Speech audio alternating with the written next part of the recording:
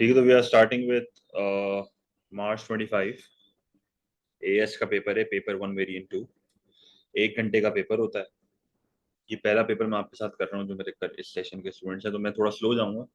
पर एमसीक्यू करने का तरीका आपको यहाँ पर सीखना है सबसे पहले तो, कि जब भी आप एमसीक्यू करोगे तो you have to look at all the options. सही है, आप खाली जैसे मिसाल के तौर पे आपने एक एमसीक्यू करा और आपको लग रहा है कि पहला ऑप्शन ठीक है, तो हमारी आदत होती है हम बाकी 3 ऑप्शन देखते ही नहीं है।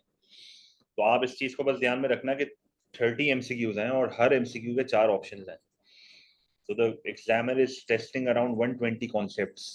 आपको 120 कॉन्सेप्ट्स यहाँ पर टेस्ट किए जा रहे हैं, तो आपको हर ऑप्शन सही से पढ़ना है।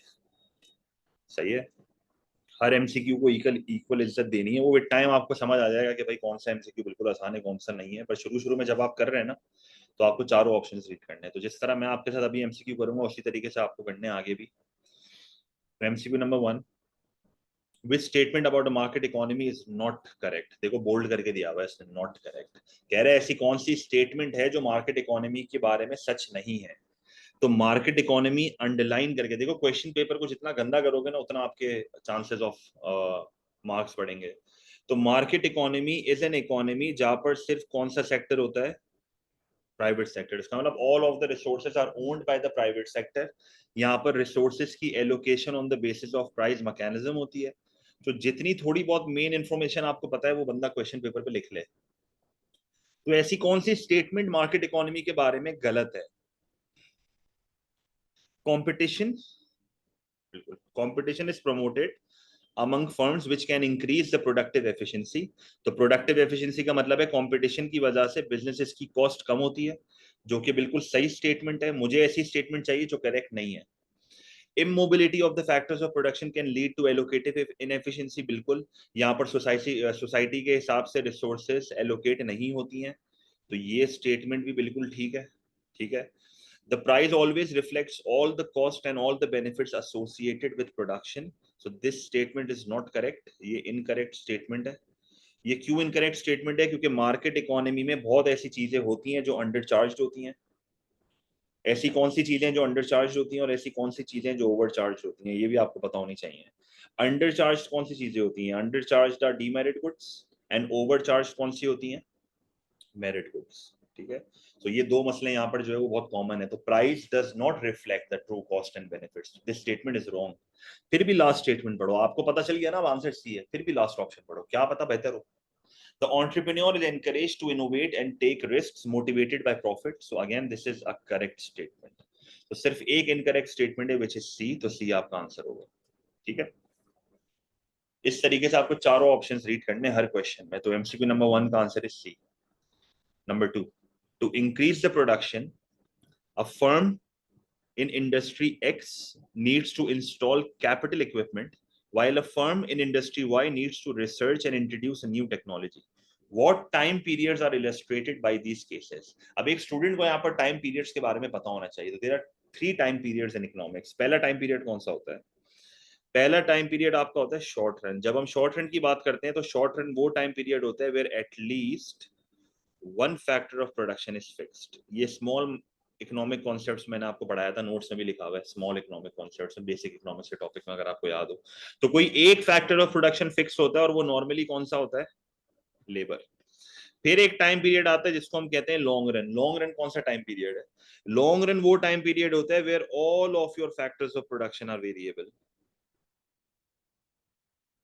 और फिर एक और टाइम पीरियड आता है जो कि नॉर्मली बच्चों को पता ही नहीं होता, जिसको हम कहते हैं वेरी लॉन्ग रन। ये भी मैंने आपको बताया था क्लास में। ये वो टाइम पीरियड होता है जहां पर टेक्नोलॉजी कैन चेंज।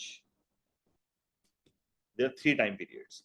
अब अगर आप देखो इंडस्ट्री एक्स अपने कैपिटल इक्विपमेंट को इंस्टॉल कर रही है, तो इसका मतलब इंडस्ट्री एक्स जो है ना वो लॉन्ग रन में, क्योंकि वो कैपिटल को चेंज कर रही है। और जो इंडस्ट्री वाई है ना वो टेक्नोलॉजी, तो technology is very long run. इसका मतलब इस हिसाब से आंसर क्या होगा? सी। क्लियर है चीज? क्वेश्चन 2 का आंसर क्या होगा? सी। कोई मसला?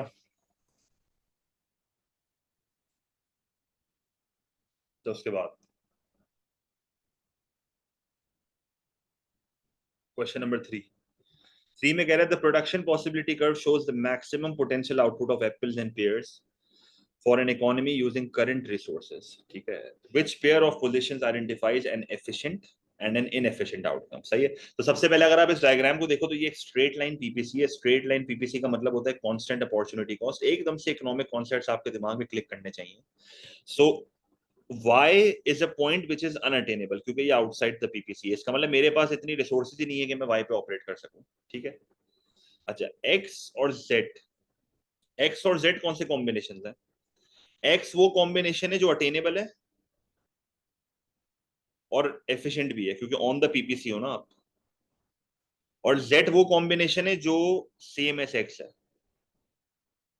और w एक ऐसा कॉम्बिनेशन है जो इनएफिशिएंट है, इसका मतलब अनएम्प्लॉयमेंट है। सही है। w का क्या मतलब है? अनएम्प्लॉयमेंट ऑफ रिसोर्सेज, जिधर आप अपनी रिसोर्सेज को क्या कर रहे हो? जाया कर रहे हो, ठीक है। तो ये सारे हमने हाईलाइट कर लिए। अब कह रहा है कि ऐसा कौन सा ऑप्शन है जहां पर एक एफिशिएंट है और एक इनएफिशिएंट है, ठीक है। एक एफिशिएंट और दूसरा इनएफिशिएंट, ऐसा ही है ना। तो W अगर देखें तो इनएफिशिएंट है, सही। तो इनएफिशिएंट, इनएफिशिएंट, ठीक है। अच्छा, X और Z अगर हम देखें तो X और Z दोनों एफिशिएंट है, तो ये तो आंसर नहीं हो सकता।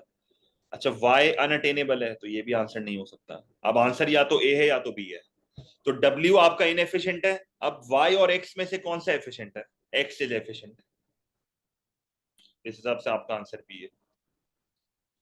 मेरे चीज इस तरीके से डिटेल में जाके क्वेश्चन पेपर को जितना गंदा करोगे ना, उतने आपके चांसेस ऑफ मार्क्स बढ़ेंगे। तो हर ऑप्शन को, हर क्वेश्चन को आप जितना डिटेल में लेके जा सको लेके जाओ। टाइम बहुत है, 1 घंटा आराम बहुत होता है एमसीक्यू पेपर के लिए, ठीक है।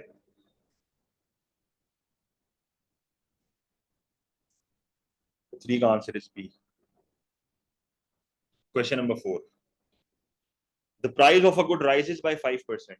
एक गुड है जिसकी प्राइस 5% से बढ़ रही है। The quantity of it demanded rises by 3%। अब ये तो थोड़ा अजीब सा सिनेरियो हो गया। मतलब ये एक इकोनॉमिक कॉन्सेप्ट को टच ही नहीं कर रहा है। मतलब एक गुड है जो महंगा हो रहा है और उसकी क्वांटिटी डिमांडेड बढ़ रही है, मतलब law of demand he apply नहीं हो रहा। At the same time the incomes of consumers of the good rises bye 4%। पूरी इकोनॉमिक थ्योरी यहाँ पर गलत हो चुकी है। इसकी रीजन है, मतलब आप मुझे बताओ, सेट्रिस पेरेबस आपको सिखाया था, क्या यहाँ पर सेट्रिस पेरेबस अप्लाई हो रहा है? सेट्रिस पेरेबस का मतलब होता है keeping all other things constant. अगर आप अपनी प्राइस को चेंज कर रहे हो तो आपके बाकी सारे फैक्टर्स कांस्टेंट होंगे जो नॉन प्राइस होते हैं। इसका मतलब ये थ्योरी पूरी गलत है। The law of demand appears not to be working in this case. जाहिर सी बात ही नहीं काम करेगा, क्योंकि प्राइस भी चेंज हो रही है, इनकम भी चेंज हो रही है, सेट्रिस पेरेबस तो यहाँ पर अप्लाई नहीं हो रहा। तो what is the most likely explanation? A इसका आंसर है, other things did not remain equal. मतलब ये एक ऐसा सिनेरियो क्रिएट हो गया है जहां पर सेट्रिस पेरेबस अप्लाई नहीं हो रहा है। मतलब इकोनॉमिक्स की धज्जियां उड़ चुकी हैं यहाँ पे, क्योंकि इनकम और प्राइस एक साथ चेंज नहीं हो सकती। मतलब प्राइस भी गुड की बढ़ रही है और साथ में इनकम भी बढ़ रही है, तो सेट्रिस पेरेबस तो अप्लाई नहीं हो रहा है यहाँ पे। The demand for the good was price inelastic, कोई लेना देना नहीं है। The real price of the good fail, again कोई लेना देना नहीं है। The time period was the very short run, very short run कोई टाइम पीरियड इकोनॉमिक्स में होता ही नहीं है। तो 4 का आंसर इज ए। फिर ये चीज कोई मसला? तभी आपको शुरू से ये सिखाया गया है कि सेट्रिस वेरिएबल्स बहुत जरूरी है। अगर आप प्राइस को चेंज कर रहे हो, अगर आप प्राइस को चेंज कर रहे हो तो अदर फैक्टर्स आपके कांस्टेंट होंगे। मतलब आप देखो ना, यहाँ पर प्राइस बढ़ रही है, तो प्राइस के बढ़ने से क्वांटिटी डिमांडेड भी बढ़ रही है। ये क्यों हो रहा है? ये इसलिए हो रहा है क्योंकि साथ में इनकम भी बढ़ रही है। इसका मतलब जब आप एक डाउनवर्ड स्लोपिंग डिमांड कर्व बनाते हो और उसमें जब आप प्राइस को बढ़ाते हो, तो यहाँ पर ये चीज अज्यूम की जाती है कि the non price factors will remain constant. मतलब यहाँ पर इसलिए इनकम को बढ़ा दिया है, इनकम कांस्टेंट होगी भाई। एक डाउनवर्ड स्लोपिंग डिमांड कर्व बनाते हुए आप सारे नॉन प्राइस फैक्टर्स को कांस्टेंट रखोगे, वरना तो लॉ ऑफ डिमांड कभी अप्लाई नहीं होगा। तो ये हमसे यही तो पूछ रहा है कि क्यों लॉ ऑफ डिमांड यहाँ पर काम नहीं कर रहा। तो इसलिए नहीं कर रहा क्योंकि अदर फैक्टर चेंज हो गए। नॉन प्राइस फैक्टर चेंज नहीं हो सकते जब आप प्राइस को चेंज कर रहे हो। सेट्रिस पेरेबस यहाँ पर अप्लाई नहीं हो रहा है, तभी मसला हो रहा है। 4 का आंसर इज ए, ठीक है।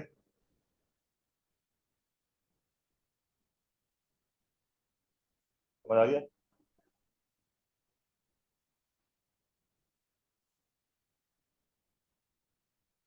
Question number 5।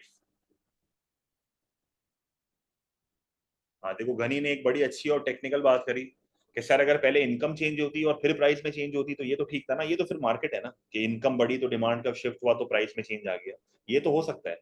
But same time पे दोनों चीजें साथ नहीं हो सकती ना, मतलब ये सेम टाइम पे साथ कर रहा है, ऐसा नहीं लिखा हुआ कि इनकम चेंज हो रही है तो प्राइस पर इफेक्ट आया, वो तो होता ही है मार्केट में, पर ये अजीब सी स्टेटमेंट है थोड़ी। ठीक है, तो मैं पॉइंट समझ गया हूँ नहीं आप क्या कह रहे हो, तो ये चीज यहाँ पर नहीं हो रही है।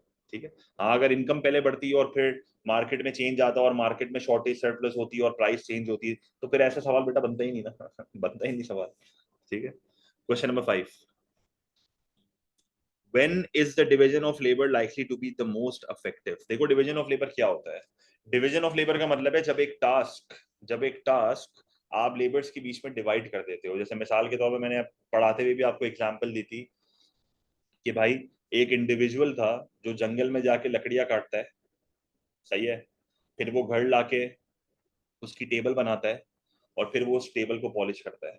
3 टास्क हैं, लकड़ियां काटना, टेबल बनाना और पॉलिश करना।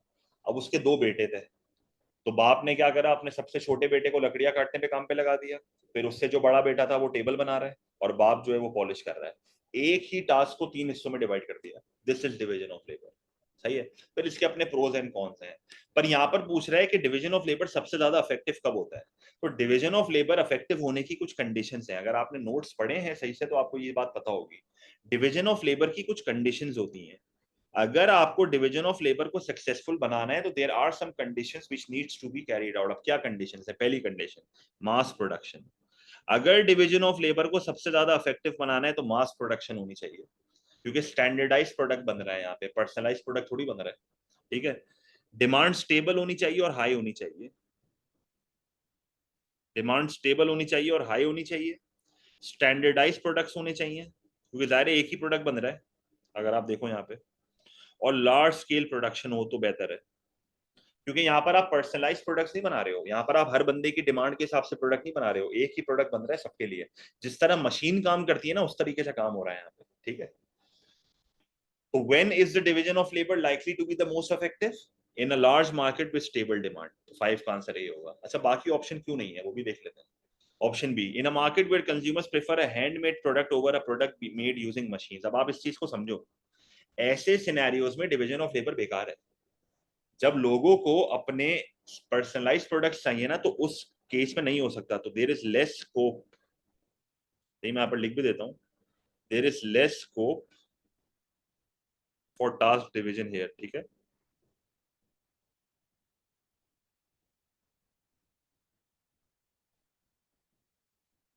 एंड मोर इंडिविजुअलाइज प्रोडक्ट, मतलब यहाँ पर इंडिविजुअली काम नहीं हो सकता।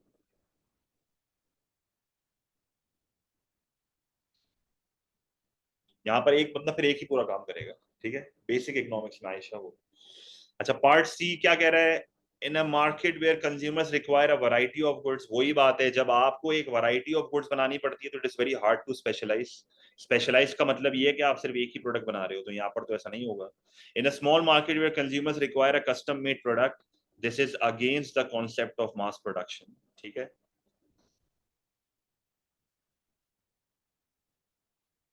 And this is also against specialisation. ठीक है, तो ना बी हो सकता है, ना सी हो सकता है, ना डी हो सकता है, इसका ए आंसर है। ये सिंपल नोट्स रीडिंग है, अगर आपको ये चीजें पता होती तो आप कर लेते। ठीक है, तो 5 का आंसर इसे, ये एमसीक्यू काफी बच्चों ने गलत किया है पेपर में। Question number 6, what will influence the value of the price elasticity of supply of a good. भाई ऐसी कौन सी चीज है जो वैल्यू ऑफ पीईएस को अफेक्ट करेगी, तो basically the question is asking about the factors या डिटर्मिनेंट्स ऑफ पीईएस, मतलब ऐसे कौन से फैक्टर्स हैं जो एक प्रोडक्ट को इलास्टिक या इनइलास्टिक सप्लाई बनाते हैं, ऐसे कौन से फैक्टर हैं जो एक प्रोडक्ट की सप्लाई को इलास्टिक या इलास्टिक बनाते हैं। तो पहला ऑप्शन है the level of the producer surplus. Producer surplus PES को अफेक्ट नहीं करता but it is affected by the PES. समझो जरा, प्रोड्यूसर सरप्लस पीईएस को अफेक्ट नहीं करता, it is affected by the PES. तो यहां पर लिख देते हैं no, it is affected by the PES,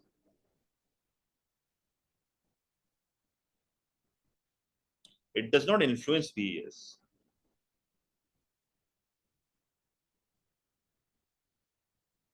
the time period under consideration, yes, short run long run, अगर आपको याद हो शॉर्ट रन में the PES is inelastic while long run में the PES is elastic. Long run, short run, small large firms की बात हो रही है यहाँ पे।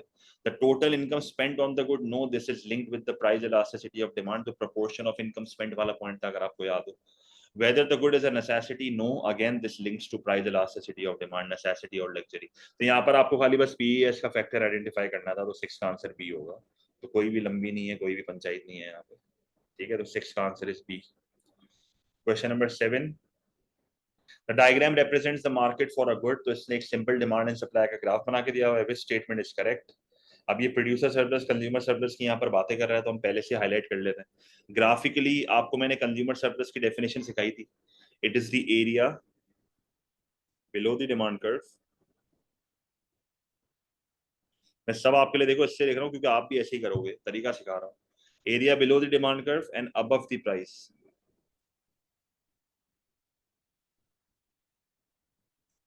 और प्रोड्यूसर सरप्लस क्या होता है, अगर आपको याद हो, area above the supply curve, area above the supply curve and below the market price.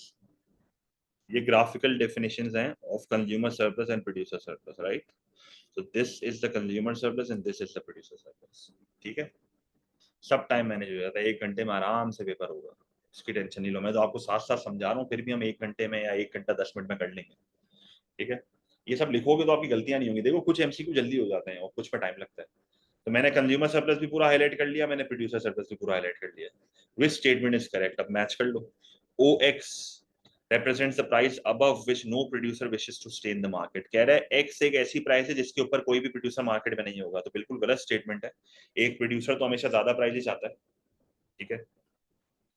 OZ represents the minimum price consumers are prepared to pay, तो Z is the minimum price a producer is willing to accept, मतलब this is the minimum price a producer is willing to accept,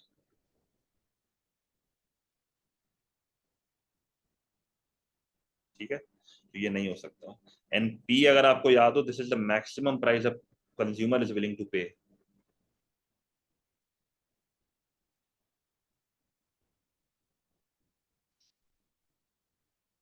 तो ये नहीं हो सकता। सी में कह रहा है P Y Z represents the total consumer surplus, तो P Y Z is consumer surplus plus producer surplus. अगर आप देखो तो पी वाई जेड दोनों का है, कंज्यूमर सरप्लस प्रोड्यूसर सरप्लस, तो ये भी नहीं हो सकता। तो इसका आंसर डी होगा, एक्स वाई जेड। आप देख लो X Y Z, X Y Z, ये प्रोड्यूसर सरप्लस है आपका, तो डी आंसर है इसका, ठीक है। कोई भी हमने देखो एंगल नहीं छोड़ा यहाँ पे, बिल्कुल डिटेल में गया है पूरा। 7 का आंसर डी है। क्वेश्चन नंबर 8 देखो क्या कह रहा है। The diagram shows the impact on equilibrium due to increase in the cost of production। अब जाहिर है जब कॉस्ट ऑफ प्रोडक्शन बढ़ती है तो सप्लाई कम होती है, तो आप देख लो सवाल में सप्लाई कम करके दिखाई भी है। The original price is 72, the price elasticity of demand is -2। अब पीडी तो हमेशा माइनस में ही होता है, सही है। नेगेटिव साइन को तो इग्नोर करते हैं, तो पहले हम क्या करते हैं, ओरिजिनल हाईलाइट कर लेते हैं। तो this is the original supply curve, this is the original demand curve, this is the original price and this is the original quantity। तो this is old, क्योंकि original हमेशा old होता है, तो यहाँ पर मैंने old लिख दिया, ठीक है। What is the new equilibrium price P2। अब नई प्राइस निकालने के लिए ना मुझे पीईडी का फॉर्मूला अप्लाई करना पड़ेगा, यहाँ पे थोड़ी लंबी होगी। कैसे लंबी होगी, आप पहले यहाँ पर पीईडी का लिखोगे फॉर्मूला, कैलकुलेटर अपने हाथ में रखना ताकि मुझे भी मदद हो जाए। तो percentage change in quantity demanded divided by percentage change in price. अच्छा, पीईडी कितना दिया हुआ है, -2। अच्छा, परसेंटेज चेंज इन क्वांटिटी में निकाल सकता हूँ, कैसे निकाल सकता हूँ परसेंटेज चेंज इन क्वांटिटी में, इससे निकाल सकता हूँ 60 और 80, ठीक है। अगर प्राइस बढ़ेगी तो this will be the new quantity, right. तो मैं परसेंटेज चेंज इन क्वांटिटी का फॉर्मूला लगा लेता हूँ। Percentage change in quantity demanded is equals to new quantity minus old quantity divided by old quantity multiplied by 100, ठीक है। तो सारा डेटा लिख लेते हैं। न्यू क्वांटिटी क्या है, 60 है, तो 60 माइनस ओल्ड क्वांटिटी 80 है डिवाइडेड बाय 80 मल्टीप्लाइड बाय 100। तो परसेंटेज चेंज इन क्वांटिटी हमारे पास कितना आ रहा है, -25%। तो -25% क्वांटिटी का चेंज है। अब जब भी तुम पीईडी में मिसिंग फिगर निकालते हो ना, क्योंकि देखो मेरे को क्वांटिटी तो पता चल गई है, तो आप नोट करो मैं यहाँ पर -25 लिख रहा हूँ, मैं -25% नहीं लिख रहा। अगर आप परसेंट लिखोगे ना, आपको कैलकुलेटर चलाने में बहुत मसला होगा। आप जब भी मिसिंग फिगर निकाल रहे हो ना पीडी के फॉर्मूले में, तो आप परसेंट का साइन ना लगाना। अब देखो यहाँ पर एक्स की अमाउंट क्या आ रही है, मतलब मेरे पास परसेंटेज चेंज इन प्राइस कितना आ रहा है यहाँ पे, अगर इस फॉर्मूले को मैं रीअरेंज करूं, मेरे पास परसेंटेज चेंज इन प्राइस यहाँ पर आ रहा है 12.5%। अब मैंने परसेंट लगा दिया तो 12.5% मेरे पास आंसर आ रहा है। इसका मतलब क्या हुआ कि अभी मेरी करंट प्राइस है $72। अभी मेरी करंट प्राइस कितनी है, ये ना बस -2 equals to -25 divided by X. मैंने परसेंट का साइन बस गायब कर दिया ताकि कैलकुलेशन आसान हो जाए। और जो मेरे पास आंसर आ रहा है ना, जैसे 12.5 मेरे पास आंसर आ रहा है, मैंने परसेंट खुद लगा दिया है। ठीक है, कैलकुलेशन करते हुए, कैलकुलेटर चलाते हुए परसेंट का साइन उड़ा दो, आसानी होगी। अब $72 मेरे पास ओरिजिनल प्राइस थी।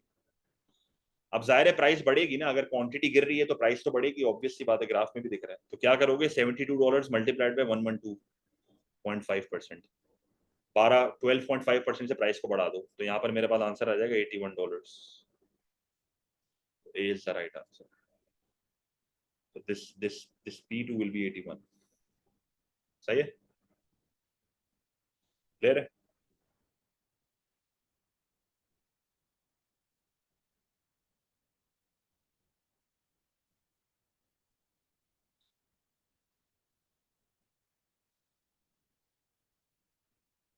ठीक है, क्वेश्चन नंबर 9। देखिए एक एमसीक्यू पे मैं इतना टाइम लगा रहा हूँ, आप बाद में भी देख लीजिएगा, मैं पीडीएफ भेजूंगा। बहुत ज्यादा ही मसला है तो स्क्रीनशॉट ले लेना, मैं व्हाट्सएप पे बता दूंगा, रिकॉर्डिंग भी अपलोड होगी। Question number 9, what is likely to have a greater effect on an individual demand curve than on the market demand curve? अब ये बड़ा देखो टेक्निकल सवाल है। What is likely to have a greater effect on an individual demand curve than on a market demand curve? मतलब कह रहा है इन ऑप्शंस में से ऐसा कौन सा ऑप्शन है जो ज्यादा लाइकली है इंडिविजुअल डिमांड को अफेक्ट करे, ना कि मार्केट डिमांड को अफेक्ट करे। ठीक है, अब अगर आप चेंजिंग वेदर पैटर्न देखो ना, तो चेंजिंग वेदर पैटर्न एक ऐसा फैक्टर है जो बहुत सारे कस्टमर को एक साथ इंपैक्ट करेगा, क्योंकि वेदर सारे कंज्यूमर्स को एक साथ इंपैक्ट करेगा ना। So the likely impact will be on the market demand, the likely impact will be on the market demand. तो जो चीज बहुत सारे कंज्यूमर्स को एक साथ अफेक्ट कर रही है ना, उसका ज्यादा इंपैक्ट मार्केट डिमांड पे आएगा as compare to individual demand. ठीक है, government policy to promote consumption. अब देखो एक गवर्नमेंट पॉलिसी है जो कंजम्पशन को प्रमोट करवा रही है, तो जाहिर सी बात है again this will also impact many consumers. तो ना ये आंसर होगा ना ये होगा। ऑप्शन सी में कह रहा है the growth in population, again the population is affecting many consumers, क्योंकि बहुत सारे कंज्यूमर्स एक साथ एक चीज डिमांड करेंगे या नहीं करेंगे, तो ये भी नहीं हो सकता। तो D is the only answer जो मेनी कंज्यूमर्स को टच नहीं कर रहा है। क्योंकि देखो सब्स्टिट्यूट का सीन क्या है, मोर एक्सपेंसिव सब्स्टिट्यूट्स, कुछ बंदे शायद स्विच करें, कुछ बंदे शायद स्विच ना करें, मतलब the reactions will be different. जब सब्स्टिट्यूट की प्राइस चेंज होती है ना, रिएक्शंस डिफरेंट होते हैं, क्योंकि आपको याद होगा सब्स्टिट्यूट का कॉन्सेप्ट लिंक करता है क्रॉस इलास्टिसिटी ऑफ डिमांड से, सब्स्टिट्यूट का कॉन्सेप्ट लिंक करता है प्राइस इलास्टिसिटी ऑफ डिमांड से। सो द रिएक्शंस में भी डिफरेंट, क्योंकि इलास्टिसिटी हर इंडिविजुअल की डिफरेंट होती है। ठीक है, so the reactions might be different. One may switch, मतलब एक कस्टमर शायद स्विच कर ले, one may switch others might not, one may switch while others might not। दे रहे चीज, तेज तो नहीं जा रहा ना बेटा, बहुत स्लो जा रहा हूँ यार। सही है, इससे स्लो कराऊंगा तो बेटा 2 घंटे लग जाएंगे एक पेपर कराने में, क्या बोल रहा है तू यार, तूने दिल तोड़ने वाली बात कर दी यार तूने। इससे स्लो क्या पढ़ाऊं।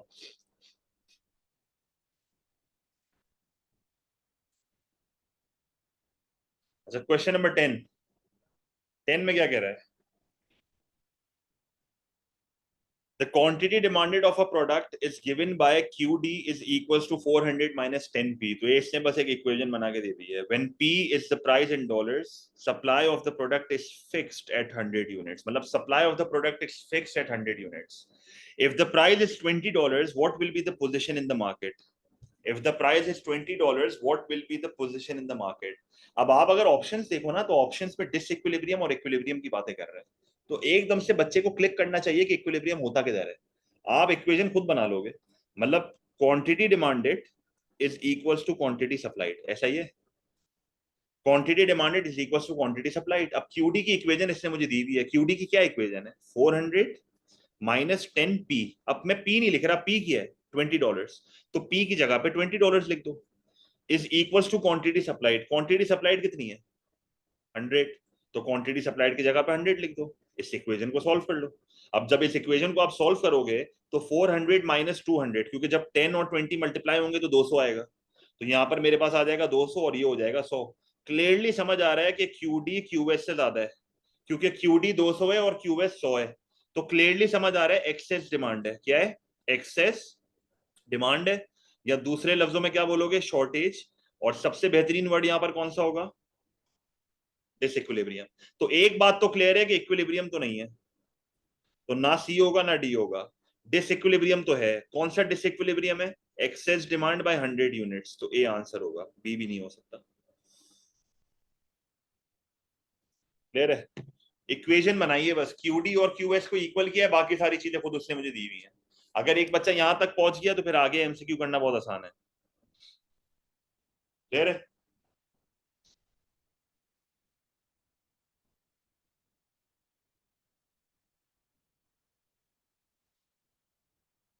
क्यूएस 100 ये ना बेटा, बोला तो है, ये रहा, supply of the product is fixed at 100 units, दिया हुआ है सवाल में भाई, ये रहा भाई, ये रहा। सही है, क्वेश्चन नंबर 11। 11 में कह रहा है, a decrease in the quantity demanded of a product results in a proportionate decrease in the sales revenue। एकदम से पीईडी का कॉन्सेप्ट क्लिक करना चाहिए आपको, कि क्वांटिटी डिमांडेड अगर 10% से गिर रही है तो रेवेन्यू भी 10% से गिर रहा है। तो क्लियरली यहां पर मुझे एक हिंट मिल गई है कि द प्राइस इज कांस्टेंट। इसका मतलब ये हुआ कि डिमांड कर्व कैसा होगा, हॉरिजॉन्टल डिमांड कर्व होगा भाई। डिमांड कर्व कैसा होगा, हॉरिजॉन्टल डिमांड कर्व होगा। प्रोपोर्शनेट का क्या मतलब है, इक्वल चेंज। इसका मतलब जितने से क्वांटिटी कम हो रही है उतने से ही रेवेन्यू कम होगा। अगर क्वांटिटी 10% से कम हो रही है तो रेवेन्यू भी 10% से कम होगा, because price is the same. तो क्वांटिटी और रेवेन्यू का प्रोपोर्शनेट चेंज है, प्राइस और रेवेन्यू का प्रोपोर्शनेट चेंज नहीं है। मेजॉरिटी बच्चे मेजॉरिटी बच्चे यहां पर आंसर करके आ जाएंगे यूनिटरी। यूनिटरी में प्राइस एंड टीआर का प्रोपोर्शनेट चेंज है भाई, जिसमें पीडी इक्वल्स टू 1 होता है। तो सी तो नहीं हो सकता, इसका आंसर डी भी नहीं हो सकता, क्योंकि डी जीरो है। जीरो का मतलब क्या है, परफेक्टली इनइलास्टिक। जीरो का क्या मतलब है, perfectly inelastic demand. Perfectly inelastic demand में तो क्वांटिटी चेंज ही नहीं होती, इस सवाल में तो क्वांटिटी चेंज हो रही है। डी भी नहीं हो सकता। और डी में आप एक और चीज याद करो, परफेक्टली इनइलास्टिक में प्राइस और रेवेन्यू का क्या रिलेशनशिप होता है, पॉजिटिव होता है, और प्राइस और रेवेन्यू का पॉजिटिव रिलेशनशिप होता है यहाँ पे। ठीक है, सॉरी यूनिटरी में रेवेन्यू चेंज नहीं होता, सॉरी सॉरी, यूनिटरी में रेवेन्यू चेंज नहीं होता, रेवेन्यू अनचेंज लिखेंगे, सॉरी, सही बोल रहे हो। अच्छा, इसका आंसर बी होगा। बी क्यों होगा, क्योंकि डिमांड हॉरिजॉन्टल है। सही है, बी क्यों होगा, क्योंकि डिमांड हॉरिजॉन्टल है, तो इसका आंसर बी है। अब अच्छा, बी कौन सा केस होता है, परफेक्टली इलास्टिक डिमांड। अब यहाँ पर ना देखो, अगेन एक तरीका क्या है, तरीका यहाँ पर ये है कि आपको कॉपी तो खोलनी पड़ेगी। अगर आप ये समझ रहे हो ना कि मैं कॉपी नहीं खोलूंगा, तो कॉपी आपको खोलनी पड़ेगी, क्योंकि आखिरी पेपर से 2-3 दिन पहले तो मैं तो बच्चों को बोलता हूँ एमसीक्यू करो ही ना। एमसीक्यू तो करनी नहीं चाहिए आखिरी 2-3 दिनों में, सिर्फ कॉपी पढ़नी चाहिए। कॉन्सेप्ट्स रिवाइज करोगे ना तो ये ऐसे एमसीक्यू हो जाएंगे। अब देखो, ये ए में कह रहा है बिटवीन 0 and 1। 0 and 1 का क्या मतलब है, चलो ये बताओ। 0 and 1 कौन सी इलास्टिसिटी है, बिटवीन 0 and 1 इलास्टिसिटी कौन सी है,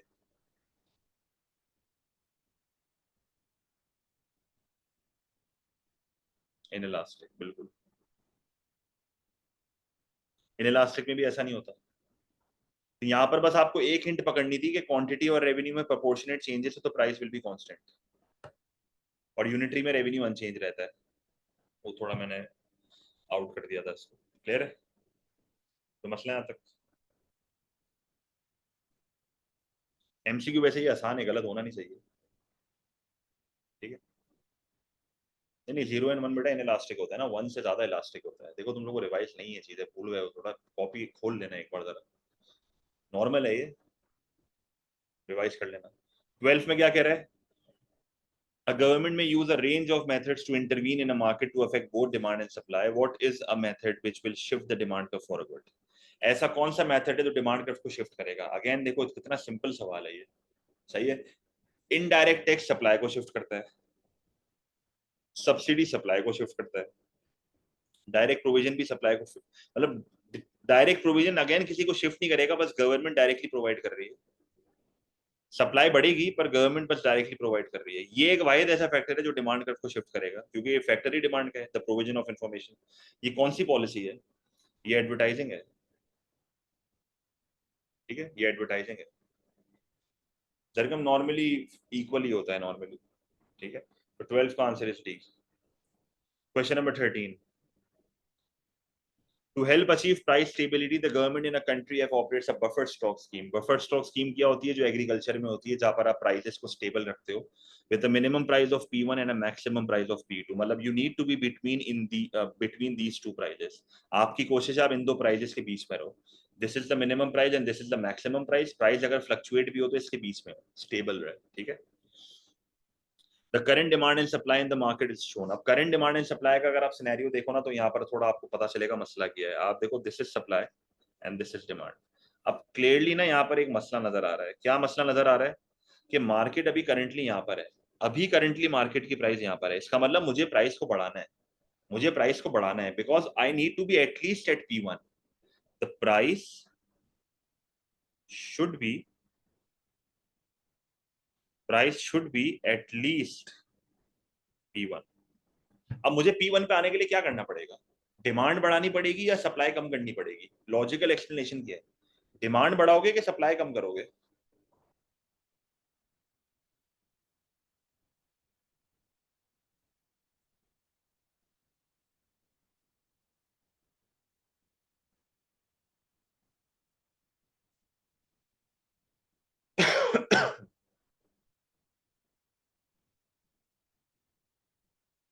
डिमांड बढ़ाओगे या सप्लाई कम करोगे? ये सोच के बताओ पहले। डिमांड बढ़ानी चाहिए। अब डिमांड कैसे बढ़ाओगे? आपको ना P1 पे आना है। आपको किस पे आना है? आपको P1 पे आना है। अच्छा, P1 पे आप देखो एक मसला है, P1 पे एक मसला है। आप देखो P1 पे सरप्लस है, नोट करो। क्या ये सरप्लस है? P1 पे एक सरप्लस है। This is quantity demand and this is quantity supplied. तो जो प्राइस P1 है ना, P1 पे एक सरप्लस है, LJ। This is the surplus. अगर गवर्नमेंट को प्राइस P1 करनी है, क्योंकि the price should be at least P1, क्योंकि देखो गवर्नमेंट ने क्या बोला है, मिनिमम प्राइस ये, मैक्सिमम ये, तो मुझे कम से कम बस P1 पे आना है, मुझे P2 पे नहीं आना, मुझे बस P1 पे आना है। देखो इसमें क्या लिखा हुआ है, what should the government do to ensure the scheme is effective. भाई P1 पे आना पड़ेगा। इसका मतलब जो P1 पे सरप्लस है ना, ये जो LJ सरप्लस है, दिस इज क्वांटिटी डिमांड है, दिस इज क्वांटिटी सप्लाइड। जो ये सरप्लस है, इस सरप्लस को बाय करना पड़ेगा। You need to buy this surplus. आप इस सरप्लस को बाय करोगे, मार्केट में डिमांड बढ़ जाएगी, आप जो है ना P1 पे आ जाओगे, आप P1 पे आ जाओगे। ये जो सरप्लस स्टॉक मार्केट में ना आपको खरीदना पड़ेगा, आपको मार्केट में डिमांड बढ़ानी पड़ेगी, सही है। जिसका मतलब इसका आंसर क्या होगा? Buy an equal amount to LJ, you need to buy the surplus stock which is at P1। क्योंकि जिस प्राइस पे तुम्हें आना है ना, तुम्हें उस प्राइस के हिसाब से खेलना है। तो अगर मुझे P1 पे आना है, तो मुझे P1 पे आने के लिए ये सरप्लस स्टॉक खरीदना पड़ेगा, क्योंकि जब तक ये सरप्लस स्टॉक नहीं खरीदूंगा डिमांड नहीं बढ़ेगी, और तब तक मैं P1 पे नहीं आऊंगा, ठीक है। तो इसमें बाकी ऑप्शन देखने की जरूरत नहीं है। देखो ये डी तो हो ही नहीं सकता, मुझे P1 पे तो आना ही आना है, और ये दो ऑप्शंस भी नहीं हो सकते, so you need to buy C, सही है। सप्लाई लाएगा कम करेंगे नहीं, सप्लाई कम नहीं करेंगे, डिमांड बढ़ाएंगे। सप्लाई क्यों कम करेंगे? आपको सरप्लस स्टॉक जो है वो खरीदना है, तो आपको आपके पास और कोई ऑप्शन नहीं है, वरना एग्री फार्मर्स का नुकसान हो जाएगा, ठीक है।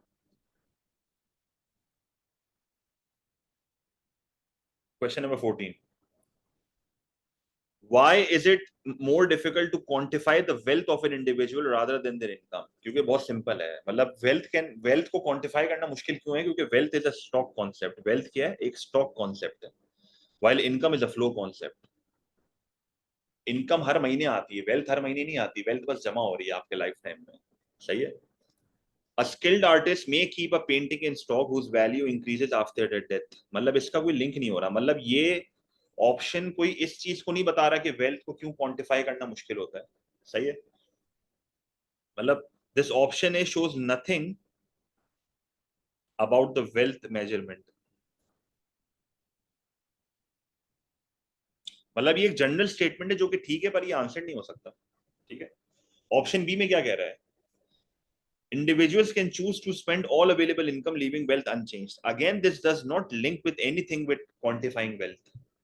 Not every form of individual wealth can be traded for money in a market. C is the right answer. ये मसला होता है वेल्थ के साथ।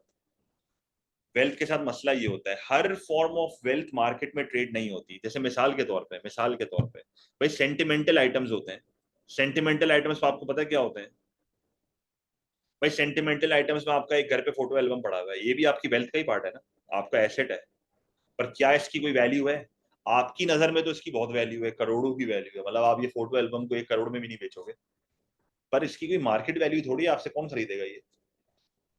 तो ये मसला होता है वेल्थ के साथ। कुछ चीजें हमारे पास ऐसी होती हैं जो सेंटिमेंटली हमारे साथ लिंक्ड होती हैं, पर उसकी मार्केट की कोई वैल्यू नहीं होती इसमें। जैसे आप यहाँ पर हैंडमेड गिफ्ट्स की बात कर लो, हैंडमेड गिफ्ट्स। जैसे एक बच्चे ने अपने बाप को जो है ना वो एक कार्ड बना के दिया जिसमें हैप्पी फादर्स डे लिखा हुआ है। अब वो उसकी वेल्थ तो है, पर क्या वो कोई खरीदेगा उससे? भाई तेरे बेटे ने तुझे दिया ना, मैं क्या करूँ उसका? तो मेरे लिए कोई वैल्यू नहीं है उसकी, पर उस बाप के लिए उस चीज की बहुत वैल्यू है। तेरे इस तरह मसला आता है। और जो लास्ट ऑप्शन है ना, मेजोरिटी बच्चों ने लास्ट ऑप्शन कर दिया होगा। लास्ट ऑप्शन में क्या मसला है, wealth is a stock which can not be broken down into an individual different asset. बिल्कुल ही गलत स्टेटमेंट लिखी हुई है। मतलब लिख लिख क्या रहा है, आप पढ़ो वापस। वेल्थ इज अ स्टॉक, जो कि सही है। आगे क्या लिखा हुआ है, which can not be broken down into an individual different assets, गलत लिख रहा है। वेल्थ आपकी बनती ही एसेट्स को ऐड करके। ये कह रहा है कि वेल्थ को एसेट्स में डिवाइड नहीं कर सकते। ओ भाई, वेल्थ बनती ही एसेट्स को ऐड करके।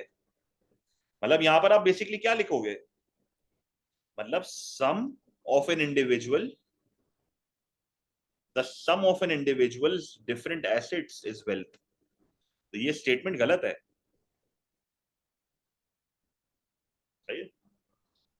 तो 14, ये वो क्वेश्चन है जो रेयर है, रेपिटेशन वाले नहीं है, ये सारे नए एमसीक्यू हैं। कोई रिपीट पुराना दिखेगा मैं आपको बताऊंगा। जैसे पीछे 1-2 एमसीक्यू ऐसे आए थे जो रिपीट हुए हैं।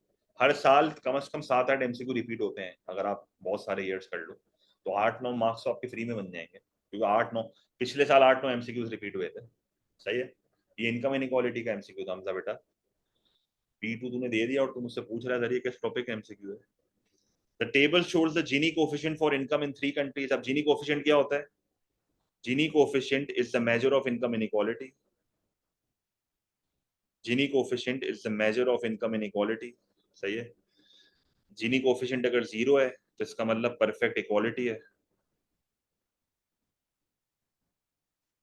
Gini coefficient अगर 1 है इसका मतलब परफेक्ट इनइक्वालिटी है। जितना ज्यादा Gini coefficient होगा उतना ज्यादा इनकम इनइक्वालिटी होगी, जितना कम Gini coefficient होगा उतनी कम इनकम इनइक्वालिटी होगी। सही, तो ये इसका बेसिक रूल था जो रट्टा लगवाया था आपको। अब देख लो, इससे मल्टीपल कंट्रीज का मुझे दिया हुआ है। कोस्टा रिका का अगर आप देखो तो पहले कम हुआ है फिर बढ़ा है। न्यूजीलैंड का भी पहले कम हुआ है फिर मजीद कम हुआ है। स्वीडन का अगर आप देखो तो पहले बढ़ा और फिर कम हुआ। All 3 countries have seen an overall improvement in the income inequality, जो कि बिल्कुल गलत है। कम भी हो रहा है बढ़ भी रहा है, तो ये नहीं हो सकता। Costa Rica has the highest level of consumer income for all 3 countries. अब आप जिनी कोफिशिएंट को देख के लोगों की इनकम नहीं बता सकते, तो you can not answer this, you can not answer this, ठीक है। New Zealand's income inequality worsened between 2018 and 2020। Worsened तो नहीं हुई है बल्कि इंप्रूव हुई है, क्योंकि न्यूजीलैंड का जीसी कम होता जा रहा है। तो वर्सेंट तो नहीं हुई है, उल्टा इंप्रूव हुई है, ठीक है। तो ये भी नहीं हो सकता। Sweden economy has the highest income equality of all 3 countries. Yes, Sweden में इनकम इक्वालिटी सबसे ज्यादा है। इक्वालिटी सबसे ज्यादा क्यों है? क्योंकि उसका जीसी 0 से सबसे ज्यादा करीब है। उसका जीसी 0 से सबसे ज्यादा करीब है। स्वीडन का जो जीसी है वो 0 से सबसे ज्यादा करीब है। तो जिस मुल्क का जीसी 0 से ज्यादा करीब है ना, वहां पर सबसे ज्यादा इक्वालिटी है, ठीक है। तो 15 का आंसर विल बी डी। फिर तो 15 आसान था। Question number 16, governments may have price stability as a macro economic objective. Price stability का मतलब है ना इतना ज्यादा इन्फ्लेशन हो ना इतना ज्यादा डिफ्लेशन हो, परसिस्टेंट पीरियड्स अवॉइड करने हैं। प्रोलॉन्ग्ड पीरियड्स अवॉइड करने हैं। What is meant by price stability? All equilibrium prices are maintained in the long run. Wrong. Demand pull inflation cancels out any cost push inflation. Wrong. Only disinflation is present in the economy in the long run. Wrong. D is the right answer कि prolonged periods of inflation and deflation are avoided. तो 16 का answer is D, सबसे best option यहाँ पर ये match कर रहा है। ठीक है, question number 17, in country S frictional unemployment has decreased but in country T structural unemployment has increased. तो आपको यहाँ पर पता होना चाहिए फ्रिक्शनल अनएम्प्लॉयमेंट क्या आती है, when you are in between jobs, time delay, कभी कभार वॉलंटरी से भी लिंक होता है ये। और स्ट्रक्चरल अनएम्प्लॉयमेंट में मल्टीपल आती है, जैसे एक आपकी ऑक्यूपेशनल इमोबिलिटी वाली आती है और एक जोग्राफिकल इमोबिलिटी वाली आती है, तो ये दोनों इसी में कनेक्टेड है। इसमें रीजनल भी आ जाती है और स्किल्स का मिसमैच भी आ जाता है, सब आ जाता है। ठीक है, फिर यहाँ पर आपकी एक टेक्नोलॉजिकल अनएम्प्लॉयमेंट आ जाती है, फिर जब एक इकोनॉमी डेवलप हो रही होती है वो अनएम्प्लॉयमेंट आ जाती है, तो बहुत सारी आती हैं।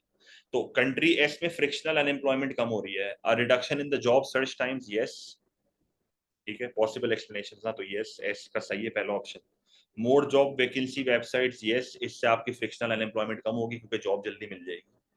Unemployment benefits have decrease, yes, again लोग जल्दी जॉब ढूंढेंगे क्योंकि अब उनको मुफ्त के पैसे नहीं मिल रहे, तो इससे तुम्हारी वॉलंटरी भी कम हो रही है और फ्रिक्शनल भी कम हो रही है। Unemployment benefits have increase, no, ये उल्टा और मामला खराब कर देगा। अब कंट्री टी में स्ट्रक्चरल बढ़ रही है, real wage rates are flexible, इससे आपकी अनएम्प्लॉयमेंट उल्टा कम होगी क्योंकि workers are more flexible, they are accepting a wage cut, तो इससे अनएम्प्लॉयमेंट कम होती है। The closure of several large mining firms, yes, ये सही स्टेटमेंट है, इससे स्ट्रक्चरल अनएम्प्लॉयमेंट कम होती है और बढ़ रही है सॉरी, क्योंकि इंडस्ट्रीज बंद हो रही है ना, ये भी एक फैक्टर होता है। अब फॉल इन इकोनॉमिक ग्रोथ, इससे कौन सी अनएम्प्लॉयमेंट आती है, cyclical. Worker skills do not match with available jobs, तो ये भी स्ट्रक्चरल अनएम्प्लॉयमेंट है। तो सिर्फ हमारा एक ऑप्शन यहाँ पर देखो मैच कर रहा है, विच इज ऑप्शन बी। तो आपने टिक क्रॉस करना है और जो दो ऑप्शंस मैच कर रहे हैं उसको टिक कर देना है, जैसे B is the right answer. ये भी एक एमसीक्यू है जो काफी बच्चों ने गलत किया इस पेपर में, तो आपको अनएम्प्लॉयमेंट, अगेन वही बात है, कॉपी खोलनी पड़ेगी, चीजें रिवाइज करनी पड़ेगी, वरना आप नहीं कर पाओगे। ठीक है, क्वेश्चन नंबर 18, क्वेश्चन नंबर 18 में देखो क्या कह रहा है, the diagram shows the aggregate demand and aggregate supply with X as the initial equilibrium. तो ये जो एलआरएएस इसने बनाया हुआ है ये मॉनेटरिस्ट मॉडल का बनाया हुआ है और इनिशियल पोजीशन मेरी इकोनॉमी में एक्स है। तो इनिशियल पोजीशन एक्स का मतलब क्या है कि this is the aggregate demand, this is the aggregate supply and this is the original position x. तो मैं करंटली अभी एक्स पे हूँ। अब मुझे ऑप्शंस मैच करने हैं, which combination of policy and new final equilibrium is correct। ठीक है, तो पहला ऑप्शन देखते हैं। पहले ऑप्शन में कह रहे हैं इंक्रीज डायरेक्ट टैक्सेशन। अब जब डायरेक्ट टैक्सेशन बढ़ती है तो कौन सी चीज कम होती है, डिस्पोजेबल इनकम। तो डिस्पोजेबल इनकम कम होगी तो एग्रीगेट डिमांड कम होगा। जब एग्रीगेट डिमांड कम होगा तो मेरा नया इक्विलिब्रियम कौन सा होगा, अगर मेरा एडी, मैं यहाँ पर हूँ, अगर मेरा एडी कम होता है तो मैं जे पे आ जाऊंगा, इसका मतलब एफ तो नहीं होगा ना, जे होगा, तो ये ऑप्शन गलत है, तो ए इज रॉन्ग। इस तरीके से आपको सारे ऑप्शन देखने हैं।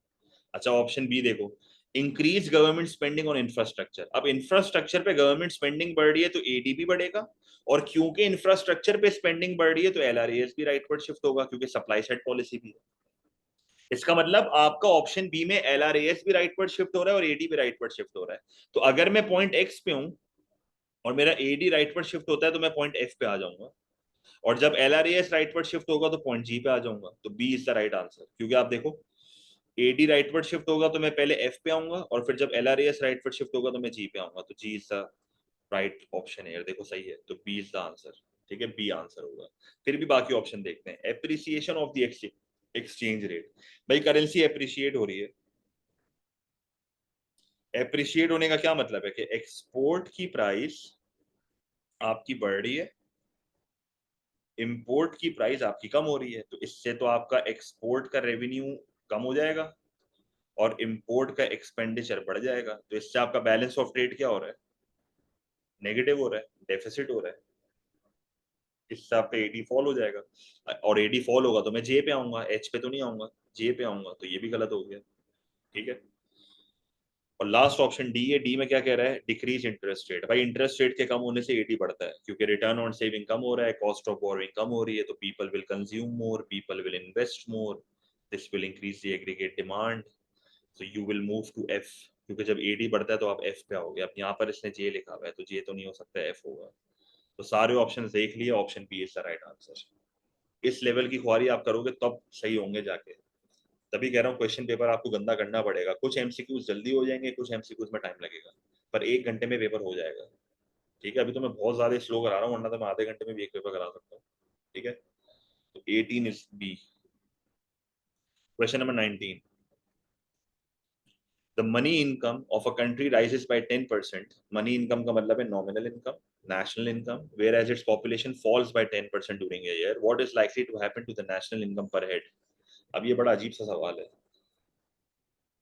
मतलब पहले तो देखो फॉर्मूला लिख लेते हैं। नेशनल इनकम पर हेड का क्या फॉर्मूला है, total national income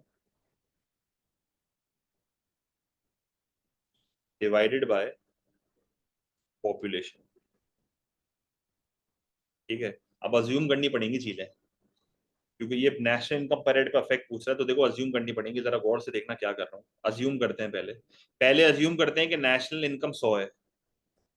national income क्या है, 100 है। गौर से देखना, पहले अज्यूम करते हैं नेशनल इनकम 100 है, और अज्यूम करते हैं पॉपुलेशन भी 100 है। तो इनकम पर हेड कितना होगा, 100 डिवाइड बाय 100 कितना होता है, 1। ये मैंने अजम्पशन ले ली। अब सवाल के हिसाब से मूवमेंट करते हैं। नाउ अच्छा, अब नेशनल इनकम अब कितनी होनी चाहिए, नेशनल इनकम कितने से बढ़ रही है। मनी इनकम का मतलब है नेशनल इनकम, तो नेशनल इनकम कितने से बढ़ रही है, 10% से बढ़ रही है। तो अगर 100 में 10% ऐड करूंगा तो कितना हो जाएगा, 110। और पॉपुलेशन 10% से कम हो रही है, तो अगर 100 से मैं 10% हटाऊंगा तो पॉपुलेशन कितनी हो जाएगी, 90। 110 डिवाइड बाय 90 करोगे तो आंसर क्या होगा, what will be the new income per head, what will be the new income per head. 110 divide by 90 कितना होता है, 1.2। नहीं एग्जैक्ट बताओ बेटा, एग्जैक्ट बताओ, ये मसला हो जाएगा फिर। एग्जैक्ट क्या है, 1.2 नहीं हो सकता। 1.222 जा रहा है ना, बस सही है। तो कितने से बढ़ रही है आपकी national income per head, options match करके बताओ क्या आंसर होगा। एग्जैक्टली 20% से तो नहीं बढ़ रही ना, एग्जैक्टली 20% से तो नहीं बढ़ रही। It rises by more than 20%।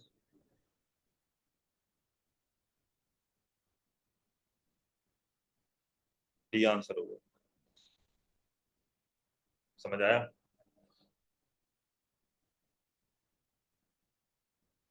Clear है।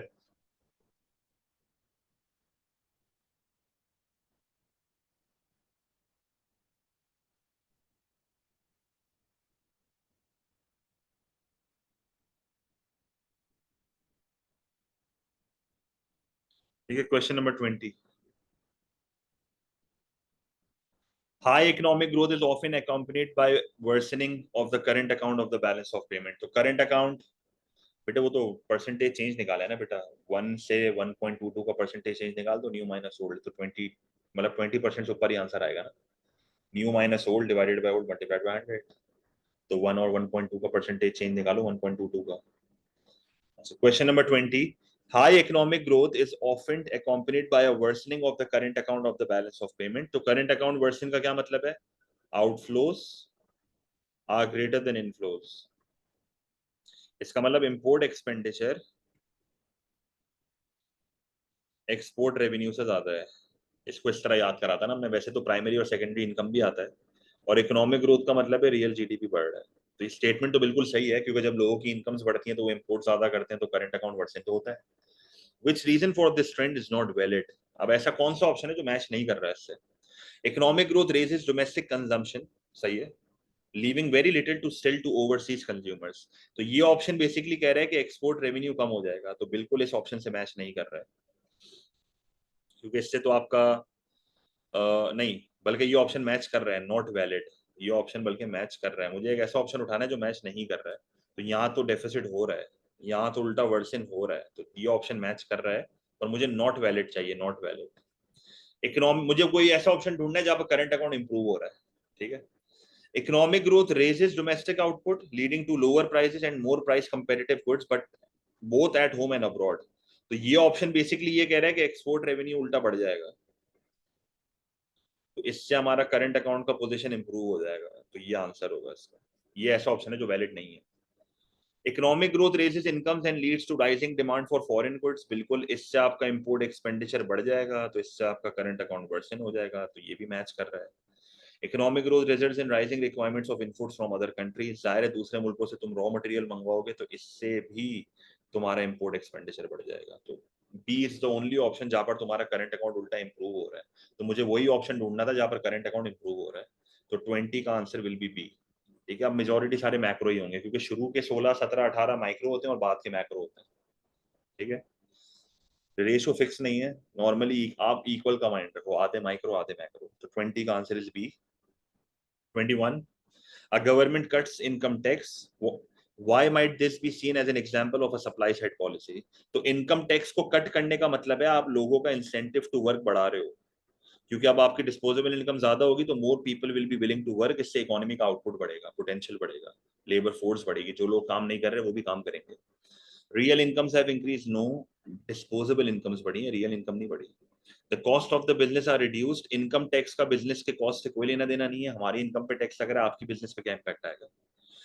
The opportunity cost of unemployment has increased. Yes, फारिग बैठने की अपॉर्चुनिटी कॉस्ट अब बढ़ चुकी है, काम करोगे तो ज्यादा फायदा होगा क्योंकि डिस्पोजेबल इनकम बढ़ गई है ना बेटा।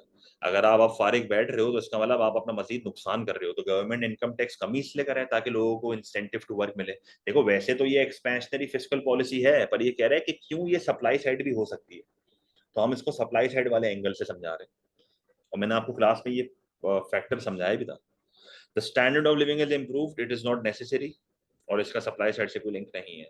ठीक है, तो सी इज द राइट आंसर कि फारिग बैठने की अपॉर्चुनिटी कॉस्ट बढ़ गई है तो गवर्नमेंट ने इनकम टैक्स को कम करके इंसेंटिव टू वर्क बढ़ा दिया है, तो it also works as an incentive to work, it also works as a supply side policy, तो 21 का answer will be C. Question number 22, which combination of fiscal policy measures will reduce both the inflation rate and income inequality? ऐसी कौन सी fiscal policy major है जो income inequality भी कम करेगी और inflation भी कम करेगी? तो एक बात तो क्लियर है कि कॉन्ट्रैक्शनरी फिस्कल पॉलिसी लगानी है। कौन सी लगानी है?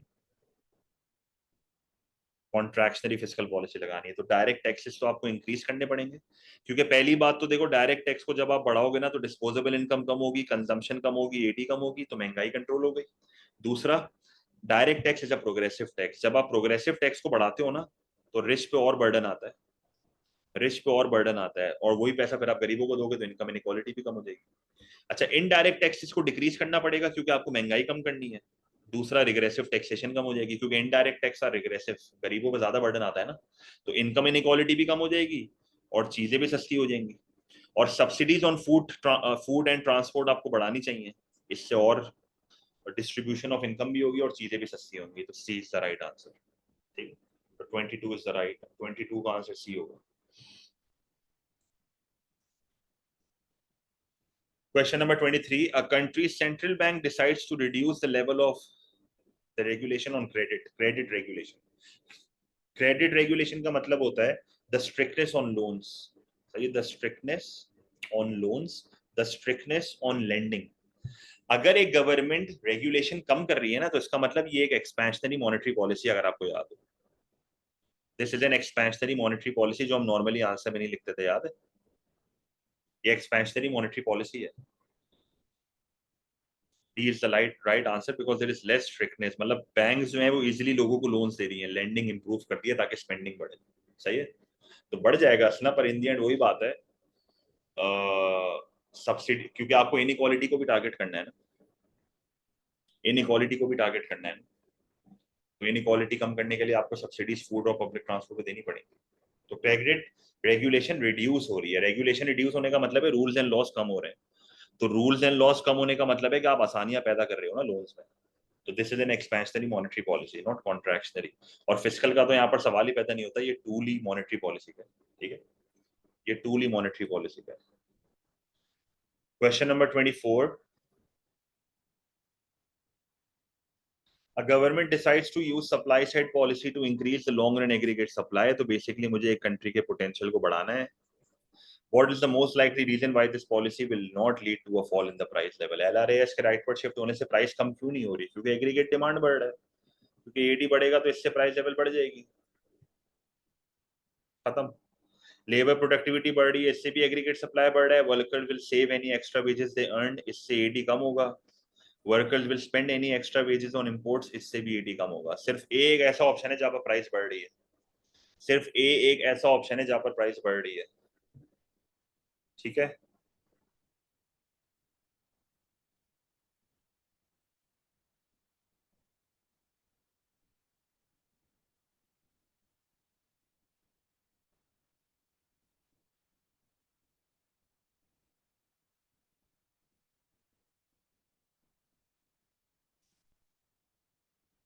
Question number 25, what defines a progressive tax? तो प्रोग्रेसिव टैक्स एक ऐसा टैक्स होता है कि जैसे जैसे आपकी इनकम बढ़ती है आपके ऊपर टैक्स का बर्डन भी बढ़ता है।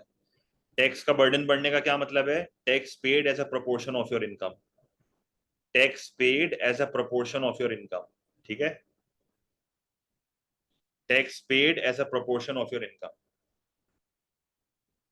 प्रोपोर्शन ऑफ इनकम, ठीक है, proportion of income, main word है प्रोपोर्शन ऑफ इनकम। आप इनकम बढ़ रही है, आपकी इनकम से बड़ा हिस्सा टैक्स में जा रहा है, ठीक है। All tax payers pay the same proportion of income in taxes, no this is proportional taxation. Low income earners pay a lower proportion of income in taxes than high income earners, B is the right answer, क्योंकि progressive का ज्यादा burden rich पे आता है, सही है। तो गरीब अपनी इनकम का छोटा हिस्सा देता है, अमीर अपनी इनकम का बड़ा हिस्सा देता है।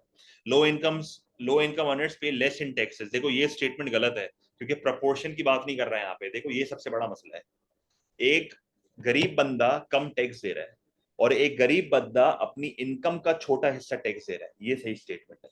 तो बी सही स्टेटमेंट है, सी गलत स्टेटमेंट है। प्रपोर्शन, परसेंटेज का वर्ड जा पा रहा है, प्रपोर्शन का वर्ड जा पा रहा है, वो ऑप्शन सेलेक्ट करना, ठीक है। और डी में कह रहा है लो इनकम अर्नर्स पे मोर इन टैक्सेस, ये भी अगेन गलत स्टेटमेंट है, ठीक है। 26, country X trades with country Y, country X जो है वो कंट्री वाई के साथ ट्रेड कर रही है। What are the terms of trade for country X? तो टर्म्स ऑफ ट्रेड क्या होता है? एक्सपोर्ट प्राइस का index divided by import price का index multiplied by 100, B answer होगा। The ratio of an index of countries X export to an index of its import prices. Index, average price नहीं index, ठीक है। ये formula आपको सिखाया गया है क्लास में। 27, when is a country's exchange rate most likely to fall? तो करेंसी की वैल्यू गिरने का मतलब है करेंसी क्या हो रही है? डेप्रिशिएट हो रही है। तो ऐसा कौन सा ऑप्शन है जहां पर करेंसी की वैल्यू डेप्रिशिएट होगी? When its current account surplus exceed that of its trading partners. Current account surplus का मतलब है आपकी कंट्री में इनफ्लो ज्यादा है। आपकी कंट्री में इनफ्लो ज्यादा होने का मतलब है आपकी करेंसी की डिमांड ज्यादा है, क्योंकि ज्यादा लोग आपसे चीजें खरीद रहे हैं, तो इससे तो आपकी करेंसी की वैल्यू बढ़ेगी। तो ये ऑप्शन नहीं हो सकता। when its inflation rate exceeds that of its trading partner, ये सही है, क्योंकि जब आपकी इन्फ्लेशन ज्यादा होगी ना तो एक्सपोर्ट की प्राइस बढ़ेगी और इंपोर्ट की प्राइस रिलेटिवली कम होगी। तो जब एक्सपोर्ट की प्राइस ज्यादा होती है तो इससे आपके एक्सपोर्ट का रेवेन्यू जो है वो कम होगा और इंपोर्ट का एक्सपेंडिचर जो है वो बढ़ेगा। एक्सपोर्ट का रेवेन्यू कम होगा तो आपकी करेंसी की डिमांड कम होगी, इंपोर्ट का एक्सपेंडिचर बढ़ेगा तो आपकी करेंसी की सप्लाई बढ़ेगी। This will lead to a fall in the value of your currency. तो B is the right answer. Inflation से currency depreciate होती है ना, अगर आपको याद हो, फैक्टर में हमने सीखा था effects of inflation. When its interest rate exceeds that of its trading partner, भाई इंटरेस्ट रेट के बढ़ने से करेंसी की वैल्यू बढ़ती है, क्योंकि लोग आपकी कंट्री में आके पैसा सेव करते हैं, हॉट मनी फ्लोज बढ़ते हैं, आपकी करेंसी की डिमांड बढ़ती है, ठीक है। When its unemployment rate exceeds of its trading partner, no, क्योंकि जब आपके मुल्क में अनएम्प्लॉयमेंट ज्यादा होगी ना तो इसका मतलब आपके मुल्क में लोगों के पास पैसा नहीं है, और जब आपके मुल्क में लोगों के पास पैसा नहीं है ना तो इससे आपके इंपोर्ट के एक्सपेंडिचर कम होते हैं, जिसकी वजह से आपकी करेंसी की सप्लाई कम होगी, जिसकी वजह से आपकी करेंसी की वैल्यू बढ़ेगी, ठीक है। तो B is the only option जहां पर करेंसी की वैल्यू। देखो इंटरेस्ट रेट और एक्सचेंज रेट का रिलेशन पॉजिटिव है, ये कोई इकोनॉमिक थ्योरी नहीं है, मैंने पहले भी आपको बताया था, ये मैंने खाली आपको रट्टा लगवाया है, लॉजिक आपको पता होनी चाहिए। Question number 28, a country experiences, अब ये आखिरी के दो तीन एमसीक्यू ना इसके बहुत टेढ़े पर गौर से सुन लेना, आखिरी तीन ही है पर आपको सीखने को बहुत मिलेगा। A country experiences a rising trade deficit, तो बैलेंस ऑफ ट्रेड डेफिसिट है, इसका मतलब import expenditure is greater than export revenue and a current account surplus at the same time. अब ये बड़ा मसला है. मैं आपके ना सामने चारों कंपोनेंट्स लिख देता हूँ. Trade in goods, trade in services, primary income, secondary income. ये आपका करंट अकाउंट है. ठीक है. अब ये कह रहा है कि करंट अकाउंट पॉजिटिव है. इन सबको ऐड करेंगे तो आंसर पॉजिटिव आ रहा है. पर ये जो शुरू के दो कंपोनेंट है ना वो नेगेटिव है, क्योंकि बैलेंस ऑफ ट्रेड यही होते हैं ना.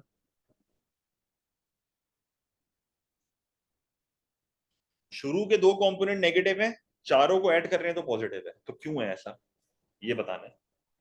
Event one, a global recession resulting in decrease prices of commodities, no. Increase subsidies for exporters, no. इससे तो उल्टा आपके एक्सपोर्ट के रेवेन्यू बढ़ने चाहिए. यहाँ पर तो कुछ और ही सिनेरियो चल रहा है. Removal of restriction on imports, yes, क्योंकि इससे आपके इंपोर्ट्स बढ़ेंगे. राइजिंग इंपोर्ट्स ऑफ मशीनरी, बिल्कुल, इससे भी आपके इंपोर्ट्स बढ़ेंगे. ठीक है. अच्छा भाई, अब इवेंट टू देखते हैं.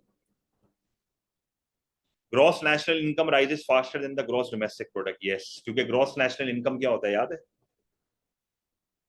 जीडीपी प्लस नेट रेमिटेंसेस, याद है? Net incomes from abroad. इससे आपका कौन सा अकाउंट बढ़ेगा? सेकेंडरी इनकम बढ़ रहा है आपका. तो ये हो सकता है, क्योंकि सेकेंडरी और प्राइमरी इनकम बहुत खतरनाक पॉजिटिव है, तभी तो ओवरऑल आंसर पॉजिटिव है. Increase donations, yes. Removal of restrictions on the remittances, no. Restrictions हटा रहे हो आप तो पैसा मुल्क से बाहर जाएगा. Increase secondary income from workers remittances, yes. तो ऐसा कौन सा ऑप्शन है जो यहाँ पर मैच कर रहा है? Increase secondary income from workers remittances from abroad, बिल्कुल बेहतरीन ऑप्शन है. डी, डी में दोनों ऑप्शंस मैच हो रहे हैं. मतलब आपका डी में ट्रेड डेफिसिट भी हो रहा है और डी में आपका ये दोनों पॉजिटिव भी हो रहे हैं. मतलब ये नहीं खाली सेकेंडरी पॉजिटिव हो रहा है. जैसे पाकिस्तान जैसी कंट्रीज का सेकेंडरी इनकम एक बहुत बड़ा अमाउंट होता है, रेमिटेंसेस सेकेंडरी इनकम में आता है ना. देखो टेक्निकल एमसीक्यू था ये भी काफी बच्चों ने गलत किया होगा पेपर में.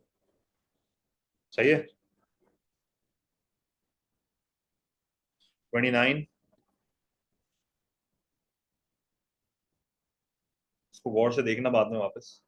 29, the diagram shows the production possibilities for barley and wheat in countries Q and R. What can be concluded? तो comparative और absolute advantage की बातें यहाँ पर कर रहा है. तो पहले country R का निकाल लेते हैं. रेशो निकालना पड़ेगा comparative advantage के लिए. तो country R, country Q, तो रेशो कुछ भी निकाल लो. मैं W/B का निकाल लो. W/B.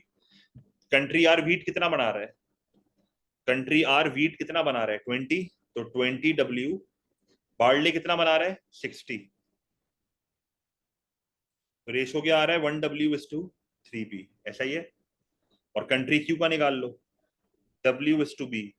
कंट्री क्यू जो है वो कितना बना रहा है? व्हीट 80. और बार्ली कितना बना रहा है? 80. तो 1W/1B. ऐसा ही है. तो ज्यादा बेहतर कौन है? व्हीट ज्यादा अच्छा कौन बनाता है? व्हीट ज्यादा अच्छा कौन बनाता है?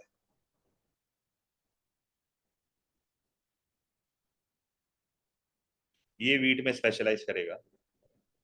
Country Q will specialize in wheat, क्योंकि लोअर अपॉर्चुनिटी कॉस्ट है, वो कम वेस्ट कर रहा है. कंट्री क्यू एक वीट बनाने के लिए एक बार्ली फॉरगो कर रहा है. कंट्री आर एक वीट बनाने के लिए 3 बार्ली फॉरगो कर रहा है. तो obviously country Q should specialize in wheat while country R should specialize in barley. और एब्सोल्यूट एडवांटेज तो इन टर्म्स ऑफ क्वांटिटी होता है. एब्सोल्यूट एडवांटेज कैसे निकालोगे? कंट्री क्यू को दोनों में,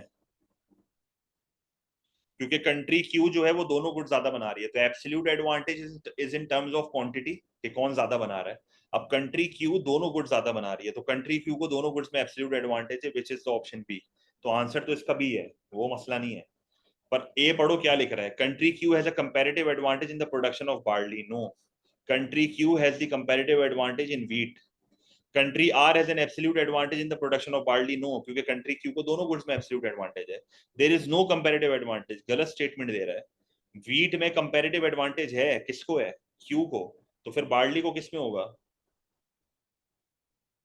आर को. देखो कंपैरेटिव एडवांटेज कब नहीं होता? कंपैरेटिव एडवांटेज कब नहीं होता? जब दोनों कंट्री के रेशियो सेम होते हैं. यहां पर ऐसा नहीं है.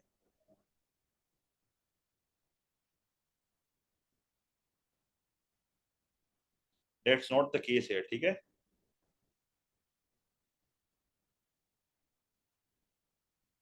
क्लियर है? तो ये पूरा रिवाइज होना चाहिए आपको।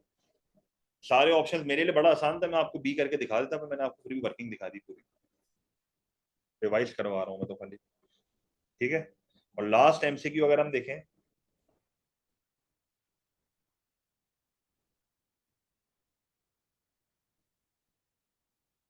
नहीं होगा ना, कंपैरेटिव एडवांटेज नहीं तो ट्रेड ही नहीं होगा, एब्सोल्यूट की तो कोई इंपॉर्टेंस ही नहीं है।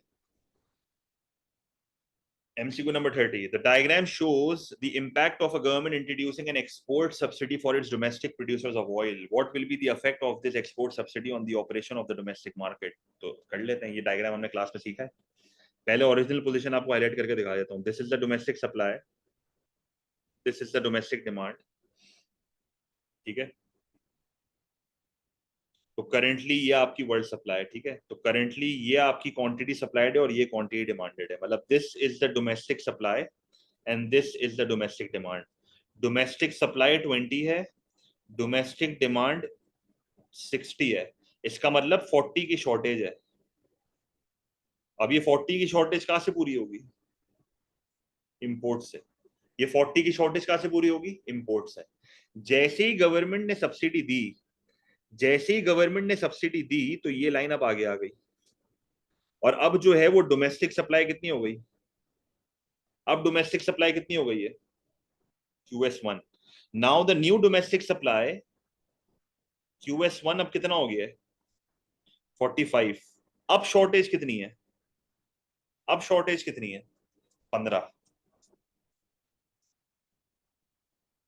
अब शॉर्टेज कितनी है? 15, क्योंकि देखो ना, अब QS 145 है और QD 60 है, तो अब शॉर्टेज 15 है। अब कितना इंपोर्ट होगा? 15। तो इंपोर्ट कितने से कम हुए? Imports fell by 25।